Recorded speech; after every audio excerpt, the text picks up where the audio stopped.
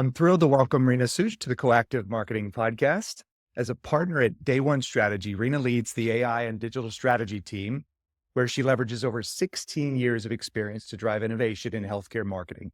Her expertise in integrating agentic frameworks and small language models has been instrumental in developing personalized digital solutions that enhance patient outcomes and drive innovation in pharma brand development. Reena's commitment to advancing digital health is evident through her active participation in industry conferences and her advisory roles with organizations like Health Enabled and Health Parliament. Her passion for merging technology with human intelligence makes her a true visionary in the field as she empowers organizations through genuine digital transformation. You have an impressive career trajectory. Can you share a little bit about your journey into healthcare consulting? What led you to your current role leading digital strategy at Day One? So, you could tell from the accent, I'm born and bred in the UK. My first choice, my career was I wanted to become a clinical psychologist.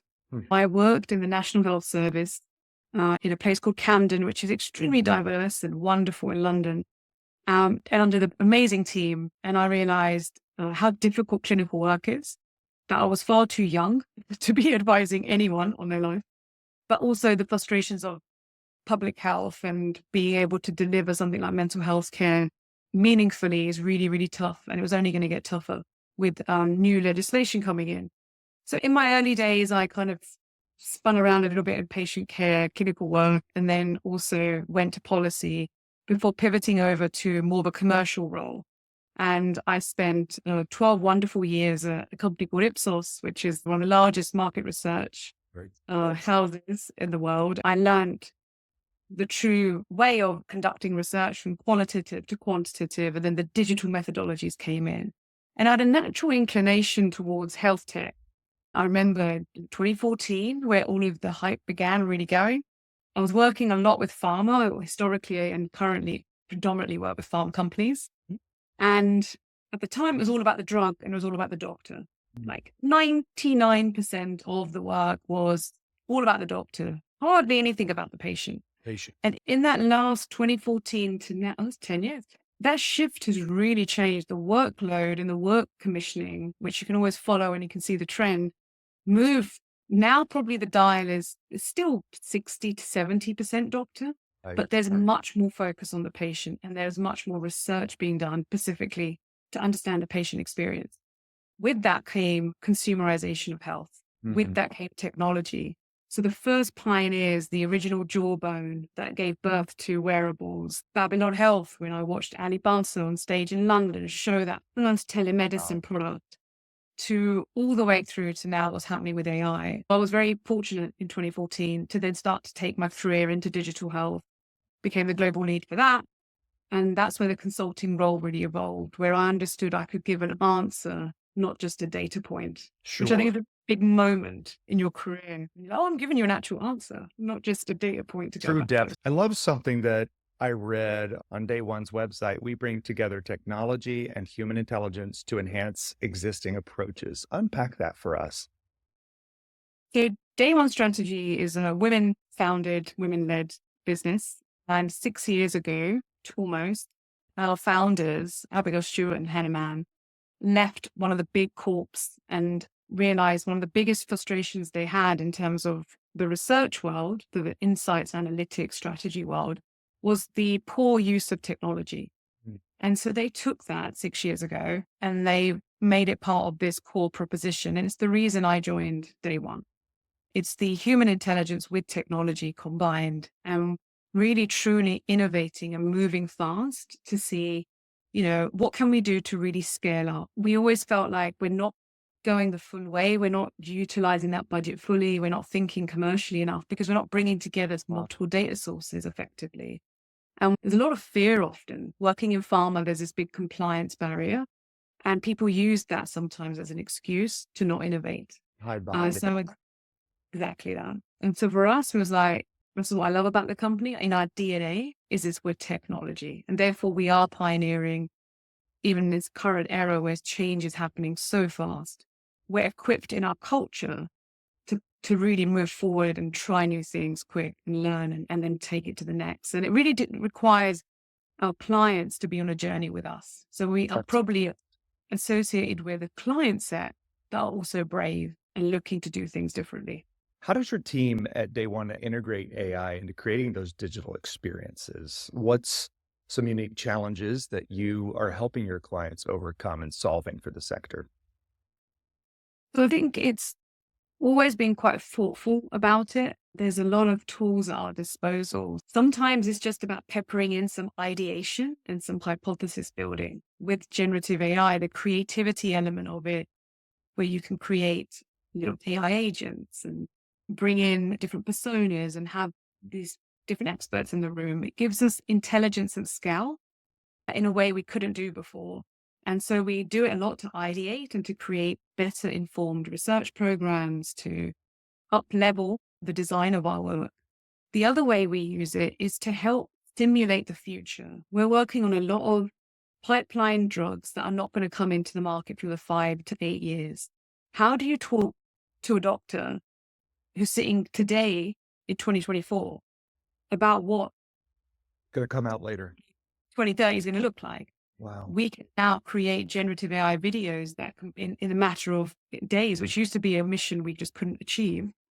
But in a matter of days, we can create a simulated environment around a therapy area and place that clinician into that future and then show them a proposition and get them to think about what would that really do? What would that change in the patient experience? What would that change in the paradigm Are there certain therapeutic areas you focused on more than others, Reena? across the board?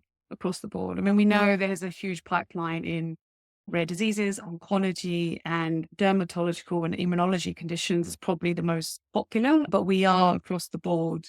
The most complex but highest profile work that we're doing is to create small language models. So when we talk about AI and transformation, we can do a lot of stuff on top of large language models, but if you really want to be a game changer, then you've got to move into building something custom and making it secure, which is important, and building something like an entire patient journey based on data that we've collected that can extrapolate out HCP personas that are distinct. So you can create materials and content and targeted campaign material that is refined real time, constantly personalized because you have a synthetic data set to play with. That is cutting edge stuff that I'm Sure is. So learning a lot. for our listeners, Reena, leaning in, especially other marketers in this industry, talk a little bit about the difference between large language models, small language models. Why is it so important to focus in on that small language learning model? So there's only a certain way you can go building on top of the large language models, whether you're using a Claude Anthropic and the projects piece of it, which is great for collaborative working, great for creating mock-up and prototypes, or using something like a chat GPT and enterprise scale, you can do GPTs on top of it. You can do a certain amount, but it doesn't compound. It doesn't grow. What I've heard. So by moving out of that and using genuine experts, and trust me, I'm not a data scientist after all. So I'm working with individuals who are very experienced in agentic frameworks who understand this space. But by taking, and it's really thanks to the open source push that Meta have ran, and now also OpenAI are moving in this direction. So we're now able to go in and take the power of this technology, but create something which is custom made. So you're Yes. not losing any of the elements that you already are aware of in a large language model, but you're able to now take some security and prepare something on your data designed to your specification. Mm. Have an agent framework with external agents and your own data agents combining and working together. And the future is autonomous. So today I could take clinical papers for a particular condition. I could summarize that with a medical agent, give you a synopsis within a click, but then also get it to every day go out and seek that same stuff constantly and alert me when something new comes out. People are hitting ceilings, and especially from a memory standpoint, looking back, it's iterative in many ways with those large language models, but they're hitting a ceiling. And I think that the small language models are the answer, as you say. So that's with Claude and others. Are there any other cutting edge tools that you're using or that you would recommend other marketers take a look at deeper? I mean, if we talk about marketing, then obviously image generation and video is so big. So Mid-Journey is the product of choice. I think it's brilliant. For those that know how to use it, are creating some incredible Oh, imagery. yeah. Say just two others for marketeers, just so if they Yes, if please. Runway is brilliant for video creation. So it's a Mid-Journey Runway collab stack that can really transform imagery to video action. And the other product, which I have to give credit to Google for under their Gemini AI, is Notebook LLM. And their Notebook product is phenomenal for taking content and creating podcasts. So I do feel these are the things I'm seeing most marketing teams adopt at speed. Outstanding. And thank you for those recommendations. So Okay. tell me this, talk to us about agile brand tracking and provide an example of a successful AI-driven campaign that you've led and how it's impacted your work. Mm. So brand tracking, performance tracking is like the holy grail for a launched product. Isn't it? It really is. A lot of focus on it. Big KPI product. I remember like in my early junior days, like doing tracking projects would be a killer. You'd be like, oh my God, it's so monotonous and it was so slow. And I was You doing speak like, for all of us marketers, absolutely, right? it was like 17 countries where we were mapping and seeing like, Goodness. Wow. you know, what's the messaging, what's the recall, what's the channel, Mm. what performance metrics are being seen.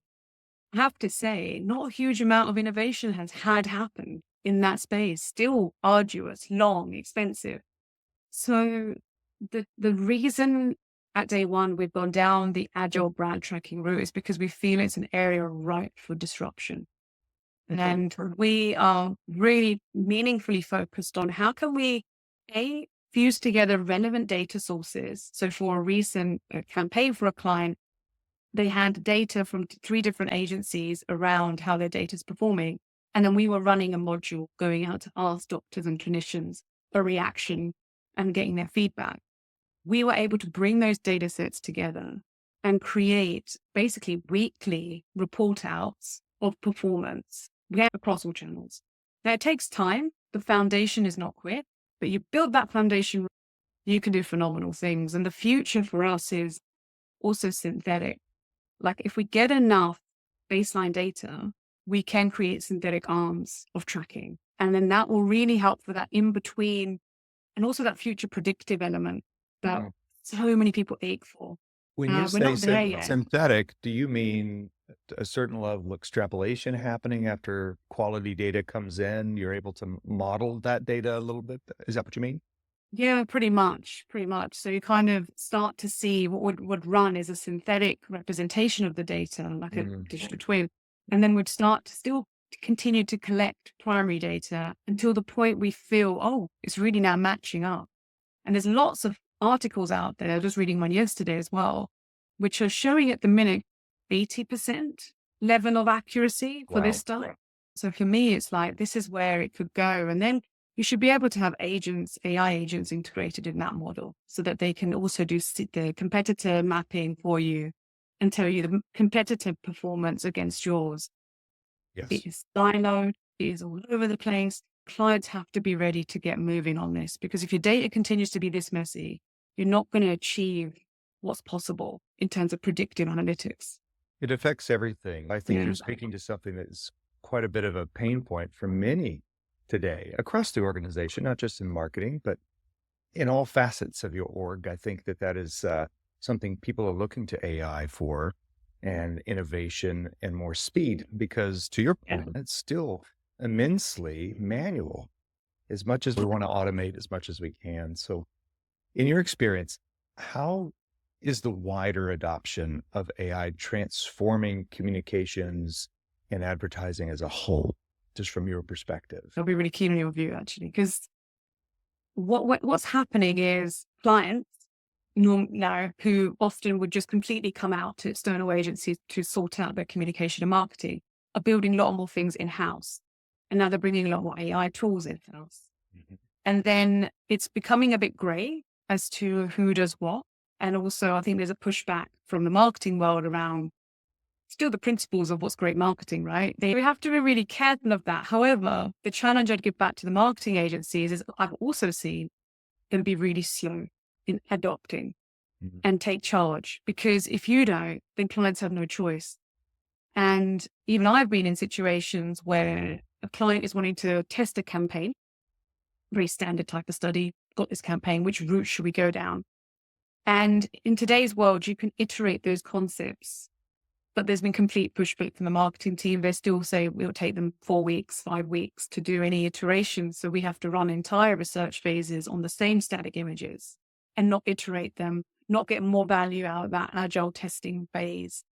And then I can see that tension. And then someone like me is like, well, I can change it. Like, why wouldn't I? Why not? Like, what's the big deal? Put it into Adobe. Let's go.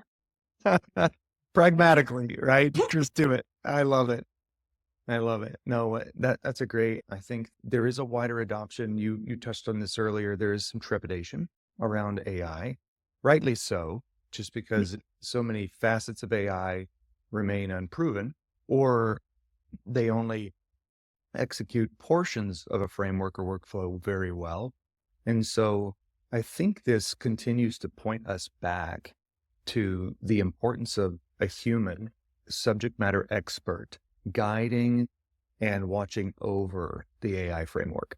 And, we talk a lot about that amongst ourselves, really. And so that's a very great perspective. And thanks for sharing that, Reena.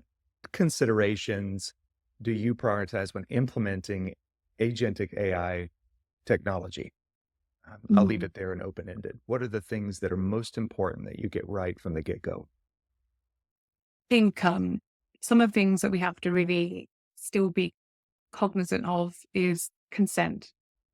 So there's a lot of conjecture around how these models are trained, how the data is trained, and we've had to transform all of our consent in our research to when we speak to patients, doctors, key opinion leaders, to make sure that they're aware that data that they provide us is not only housed and responsible by us, it is anonymized, but we are using AI tools, and that consent is not happening across the businesses that are doing this. And I think that's really important, even from an agency client perspective, because it's so new and there's a lot of trepidation.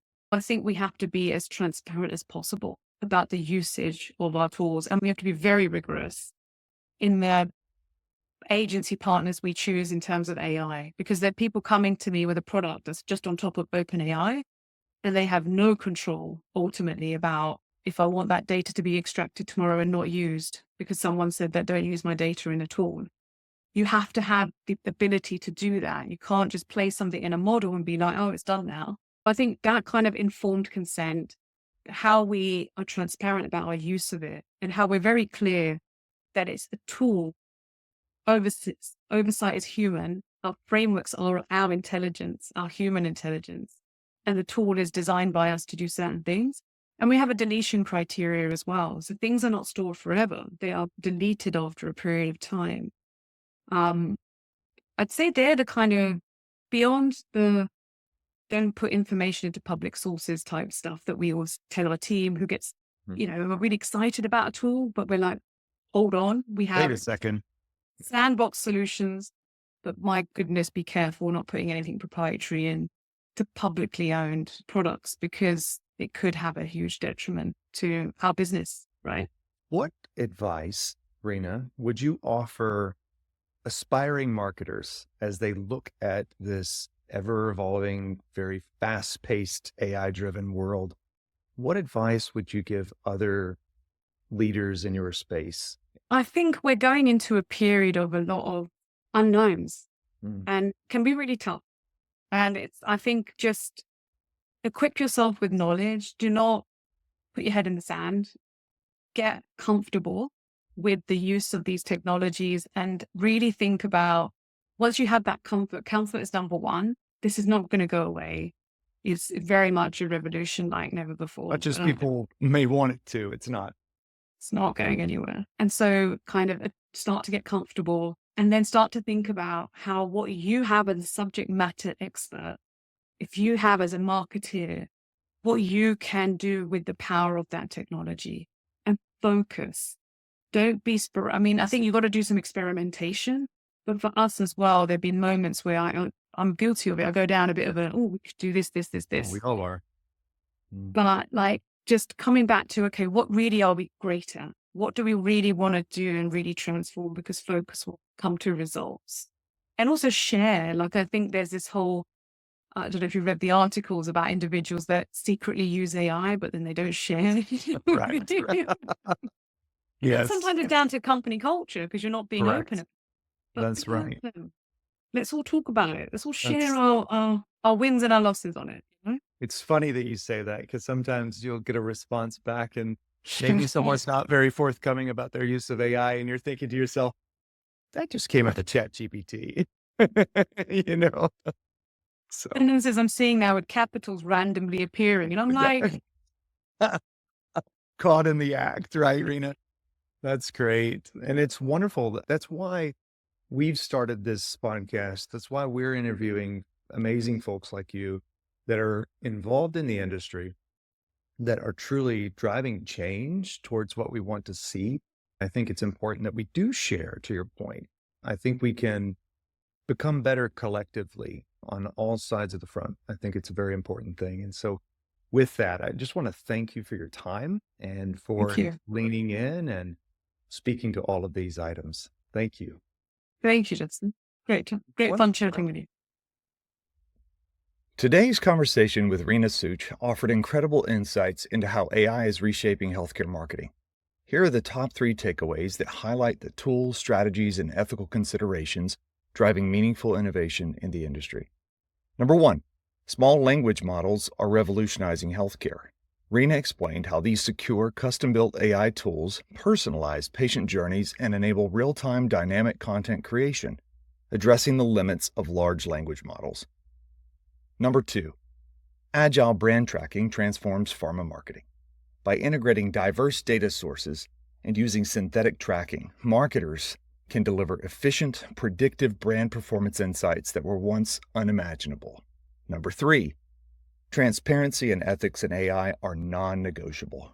Reena stressed the need for informed consent, ethical data use, and clear communication to build trust and ensure compliance in AI-driven healthcare. Reena's insights show how technology and human intelligence can drive real progress in the healthcare industry. If you enjoyed this episode, don't forget to subscribe, leave us a review, and share it with your network. And make sure to tune in next week for another conversation packed with ideas to elevate your marketing strategies. Thanks again for listening to the Coactive Marketing Podcast.